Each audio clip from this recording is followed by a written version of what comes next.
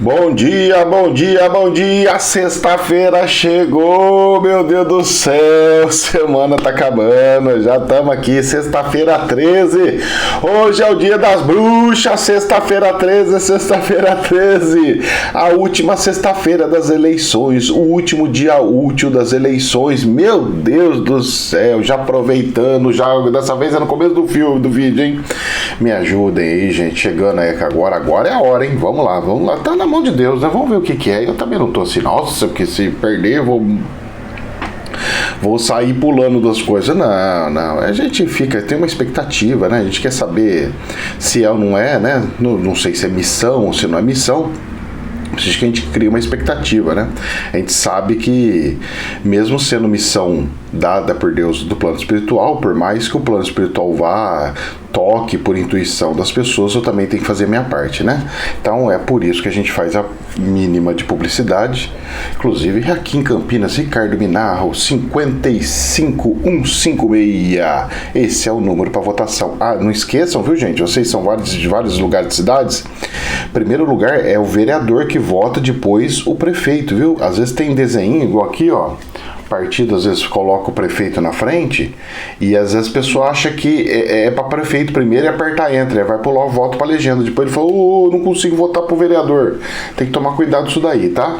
O primeiro que você vai votar vai ser para vereador, depois que você vai votar pro prefeito, tá? Você vai apertar lá 55156, confirma. 55, confirma. Aí acabou, terminou, tchau e benção. E abraço e vamos ver a apuração. Eu vou ver se eu, no final do eu não sei, eu gosto de ficar em oração, se é período de campanha, não é negócio da apuração, eu gosto de ficar em reclusão. Eu sei que as pessoas ficam ligando sem parar, mas eu gosto de ficar um pouco mais calmo, porque a ansiedade da gente é muito alta e eu preciso fazer meditação para ir controlando, porque senão não tem pressão que aguenta. Vamos para as notícias, porque já passou tempo demais. Gente, o negócio é o seguinte: bolsas de valores, como eu havia dado um sinalzinho, ela deu uma caidinha ontem aqui no Brasil, ela caiu 2,2%, ficou em 102 mil pontos, 507, apesar que eu acho que ela deveria ficar em torno de 100 mil, porque nós ainda estamos com problemas de dificuldade financeira, a economia não voltou a 100%, ela recuperou, mas ela não voltou, ela não fez o ano inteiro como se fosse de altíssima lucratividade, as empresas criaram um pouco mais de dívidas e etc, tirando uma ou outra que lucrou bastante com esse período, que é o caso de empresas de alimentos em relação à carne, essas coisas que foi feito muita exportação, né? Tem uma notícia um pouco interessante e boa. Ontem ela estava em queda e hoje ela está em alta, recuperando, quem sabe, talvez, as percas de ontem. É a DAX, a Bolsa Internacional lá da Alemanha. Então ela já está em positivo, mas está equilibrado, porque está meio ponto acima positivo. Não está subindo um monte, mas está com uma tendência de subida. É capaz da Bolsa aqui brasileira, por mais que ela tenha uma tendênciazinha de voltar perto dos 100 mil pontos, é capaz dela pegar e dar uma recuperadinha nas percas ontem de uma ou outras ações, aquelas caíram muito, e então vai dar um equilíbriozinho. Eu acho que vai ficar em todo o equilíbrio, mas vai ficar oscilando. Não tem como saber se vai para cima, se vai para baixo, o que vai acontecer. Hoje não. E vamos que vamos, principalmente porque tem eleição, né? A gente tem que saber isso daí também. Então pode afetar e pode dar uma leve queda. Eu não acredito que tenha uma queda muito grande, só se o governo falar alguma coisa que deixa o povo meio doido. Gente, o dólar ele voltou a subir com força ontem. Inclusive o internacional ele subiu, isso daí ele já dita algumas tendências. Mas ele não subiu a compra e venda, ele subiu a compra, a venda continuou no mesmo preço. Então ele tem uma tendência de estabilização, então eu não sei, eu não acredito que vá subir muito o dólar em relação ao que subiu ontem. Ontem subiu 1,14%, subiu bastante. A venda dele ficou em 5 O valor do dólar ontem fechou em 5,48, arredondando, é 5,47,8, você é obrigado a arredondar, 5,48, fechou em 5,48. Então, ele pode dar uma subidinha aí, tá baixo, tá bem mais baixo do que os 5,60 que tava, então, né? Tem um fôlegozinho, mas tá próximo, né? 5,48, já é praticamente 5,50, 5,50 para 5,60 é coisa assim de 2%, 3% já subiu, né? Então, fiquemos muito atentos para essa questão do dólar e Deus nos abençoe que ele volte a continuar a cair e descer. Vamos ver as fofoquinhas aqui dos jornais. Infomoney. Com forte entrada de investidores, pessoas físicas, o lucro da B3 salta 57,9% no terceiro trimestre para 1,1 bilhão. Nossa!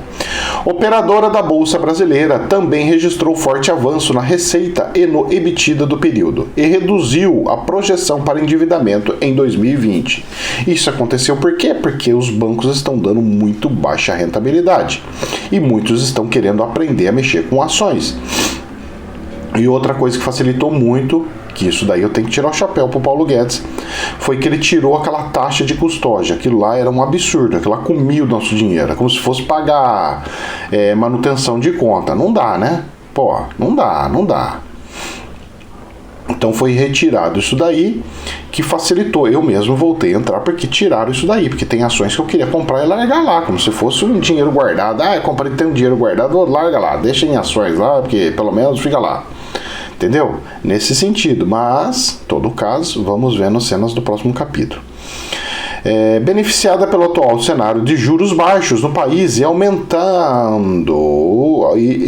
da educação financeira, que gerou uma onda de investidores pessoais, pessoas físicas, na B3. Registrou um aumento de 57,9% no lucro líquido do terceiro trimestre de 2020, na comparação anual para 1,136 bilhão. Inclusive, as pessoas precisam aprender a fazer cálculo de imposto de renda sobre isso daí. É muito simples, eu vou explicar como é que faz e só a pessoa só tem que ter muito controle numa tabelinha de Excel, alguma coisa do gênero, para calcular bonitinho, deixar tudo muito bonitinho, porque se deixar só no papelzinho, sem fazer continha, meu filho, a probabilidade de fazer umas contas erradas é grande, hein? E como o imposto é para pagar lá na frente, depois de mais de um mês lá na frente, praticamente, porque às vezes você faz a compra e venda no meio do mês, e aí você vai fazer a apuração no final do mês, que vai pagar só no finalzinho do mês. Aí dá um tempão, aí você torra o dinheiro e quer investir de novo, você fala, puta, eu tenho que pagar o imposto, nossa, agora eu preciso fazer o dinheiro para pagar o imposto. Eu vejo muita gente falando isso aí, eu preciso fazer o dinheiro para pagar o imposto. Aí dá prejuízo, porque tá no momento da bolsa dá prejuízo, e aí acaba vendendo porque não tinha o dinheiro sobrando para isso. Quem mexe com bolsa de valores tem que deixar um tanto de dinheiro sem precisar daquele dinheiro investido na bolsa. Dinheiro investido na bolsa não pode ser dinheiro que você vai precisar no mês seguinte. Dinheiro investido na bolsa é aquele dinheiro que você fala assim, larga aí que eu tô juntando dinheiro para daqui 4, 5 anos fazer alguma coisa. É dica que eu tô dando, hein? Tô dando dica, não é uma verdade absoluta não, é só uma dica, hein? É pra ninguém tomar no nariz, hein? Porque o que eu já vi gente pegando prejuízo na bolsa porque precisou do dinheiro e era o dinheiro que tinha e tava lá e aí fica com prejuízo na mão. Bom, a manutenção dos altos volumes negociados em nossas plataformas contribui com um sólido desempenho financeiro e geração de caixa robusta durante o terceiro trimestre, afirmou a operadora da Bolsa Brasileira. O crescimento das receitas combinado com disciplina na gestão de despesas resultou em crescimento das últimas margens, refletindo a nossa alavancagem operacional. Então, vamos lá. Então teve essa notícia muito boa, pessoas físicas entrando. Vamos lá. Agora vamos ver as fofoquinhas, o que a mídia fica falando para nós. Infomoney ainda. Ibovespa fecha em queda de 2,2% e volta aos 102 mil pontos com o coronavírus e as falas de Guedes e de presidentes do Banco Central. Dólar sobe a 5,47. O mercado encerra a sessão com grande pessimismo após um rally de 6 pregões e um dia de lateralização.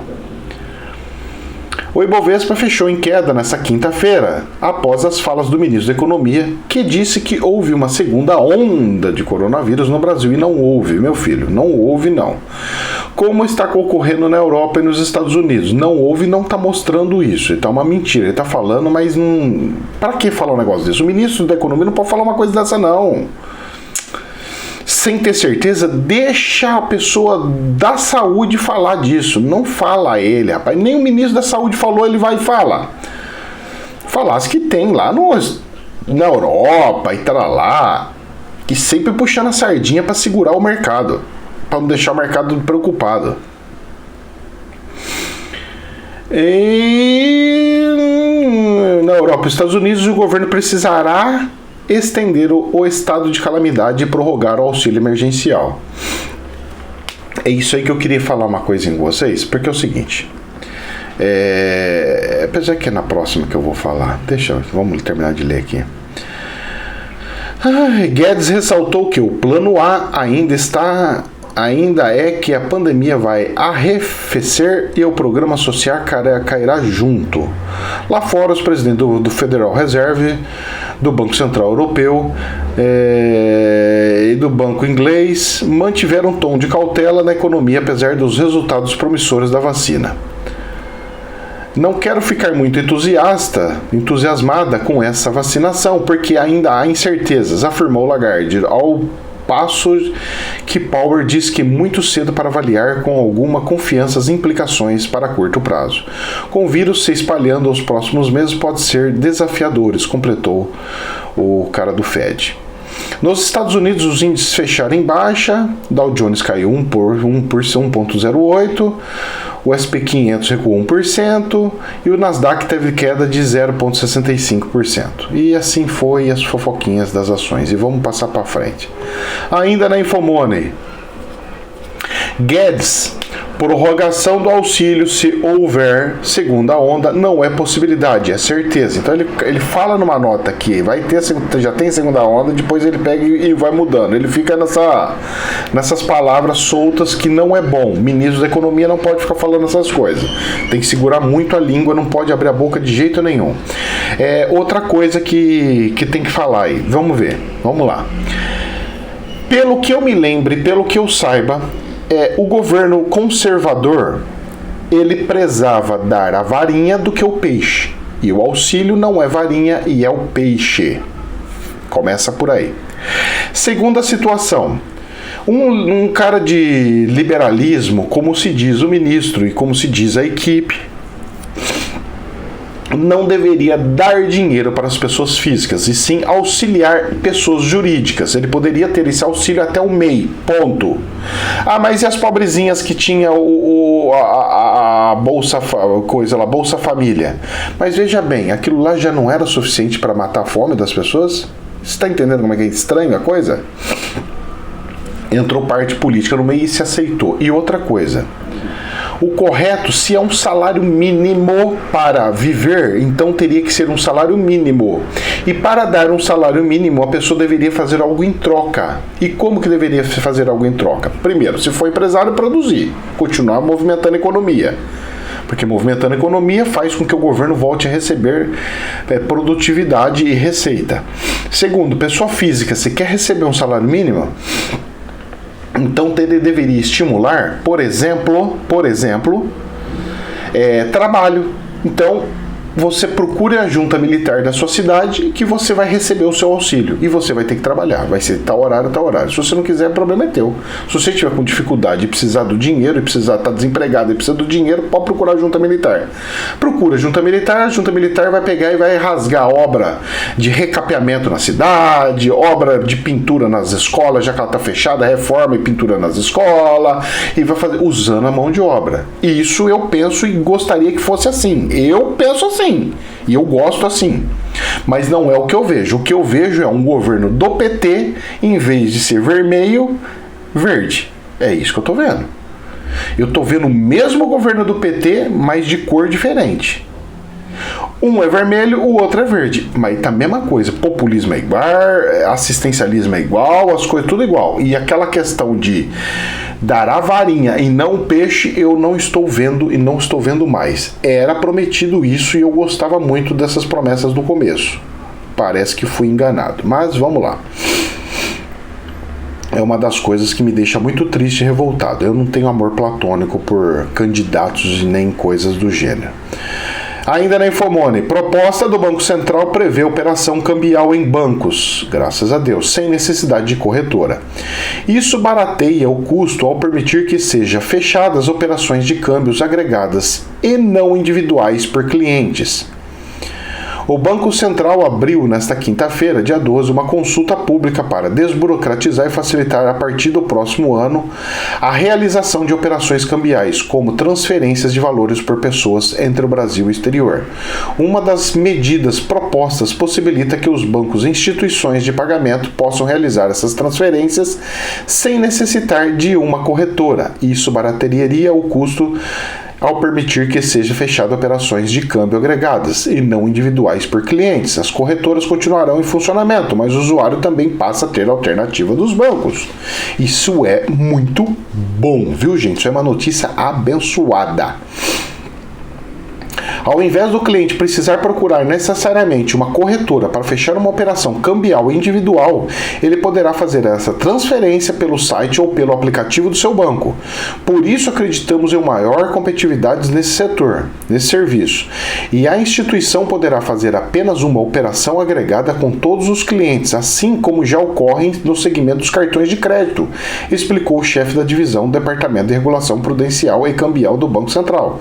Ou seja, em vez de ele ficar comprando e vendendo picadinho, porque tem manutenção para isso, ele junta um valor, vê um horário bom, vê um horário mais ou menos onde faz, de cada hora eles pegam e lançam lá no mercado e conta cada hora, ele faz a compra ou faz a venda. Ou fica segurando e ele mesmo faz a compra e a venda, chega no fim do dia ele fala assim, balanço, quantas pessoas comprou o dólar? Tanto. Quantas pessoas vendeu? Tanto. O que eu preciso fazer? Comprar mais dólar no mercado. Vou lá e compro a diferença. Não, vá lá e vende a diferença. Então é assim, perfeito. Achei maravilhoso e correto. Agora fazer do jeito que eles fazem, tem que comprar e vender picadinho? O cara tá comprando, tem que comprar na bolsa. Tá vendendo, tem que vender na bolsa. Não pode guardar. Não pode, gente. Que isso? Para os bancos vai ser muito bom e para os clientes também. Ainda na Infomoney, microcrédito. Governo pretende criar programa de 25 bilhões para informais que deixaram de receber auxílio emergencial.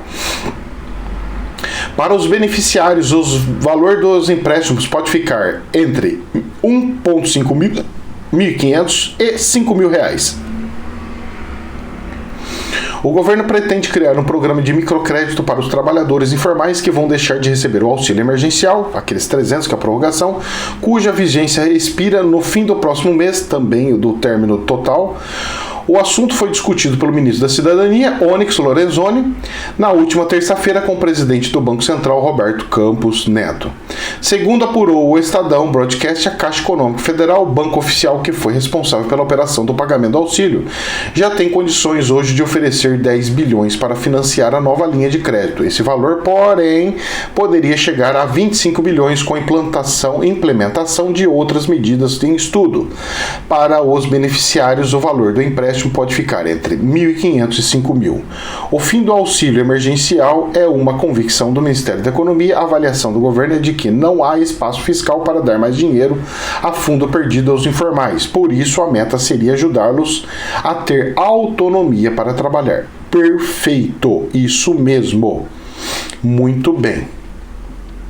Eu mesmo peguei uma ajuda do governo e devolvi ela quando o faturamento voltou a subir, graças a Deus, em cima dos câmbios, né? Em cima das ações, porque olha, tá difícil o começo do ano, hein? Olha, começo do ano eu passei perereco, gente. Olha, fiquei 3 meses sem receber 1 centavo. Perereco. Aí as pessoas falam, você tem dinheiro, mas ele tá travado, você não pode tirar. Ele tem trava, depende do tipo de investimento que você faz, ele trava. Quem que ia imaginar que ia ficar 3 meses sem receber nada? Ninguém tem bola de cristal desse jeito. Por mais que a gente seja médio, vidente, alguma coisa assim do gênero, não dá, cara. É muito difícil, não tem condição. Aí você pega e conseguir, foi dado, né, o benefício de prorrogar as guias para pagar do imposto, né, do INSS e tudo mais, né, as guias foi prorrogada para pagar, tanto é que agora tem que pagar dobrado, acho que esse mês paga dobrado ou do dezembro paga dobrado, que é para pagar o do mês mais o passado que não foi cobrado. E graças a Deus também deu para devolver tudo, resolver tudo e deu tempo de liberar a verba para poder fazer as movimentações. Então vamos lá. E para encerrar, quais as chances, ainda Infomoney, quais as chances de Donald Trump reverter o resultado das eleições dos Estados Unidos? Para mim, isso não tem como reverter. Acertei mais uma previsão, mais uma revelação. Falei da onde que ele errou, o que foi. É assim que funciona. Se eles tivessem médiums com eles saberiam onde que tinha que arrumar e onde deveria deixar de arrumar. Mas tá aí, faz parte. E hoje tem vídeo extra, não esqueça de ver o vídeo extra, que tô falando sobre essas coisas de política e finanças lá também, tá? Tem algumas notas lá que eu tive que falar, eu sei que vai ter muita gente nervosa, muita gente brava com a revelação que eu vou fazer lá, mas fazer o quê? Eu tenho que passar, as informações eu passo e o negócio é que lá na frente acontece, então eu só fico observando e vendo as cenas do próximo capítulo. Gente... tem gente que fica reclamando do Donald Trump, não é que ele é muito assim, não aceita, não sei o que, faz de durão, mas, cara, tem que aceitar.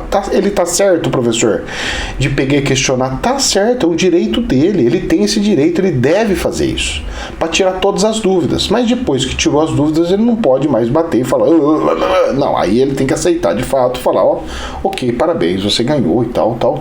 É que ele tá fazendo algumas movimentações no final do mandato dele, que tá muito diferente do que todos os outros fariam. Até de orçamento, ele mexendo no orçamento e travando o orçamento pro próximo que vai entrar, ele tá fazendo. Então, não pode fazer as coisas por maldade, gente. Por maldade não pode fazer. Isso não é bom, isso não é certo. E o plano espiritual não gosta dessas coisas. Infelizmente, é isso daí. Ele resolveu o problema da poluição dos Estados Unidos? Não. O plano espiritual fez o quê? Cortou. É assim que funciona. Mas o outro é pior do que ele. Pois é, mas o outro falou que vai fazer o que o plano espiritual quer que faça. Vocês estão entendendo como é que funciona? É assim. Gente, jamais é verdade absoluta. Que Deus nos abençoe. Um forte abraço de alma. Namastê.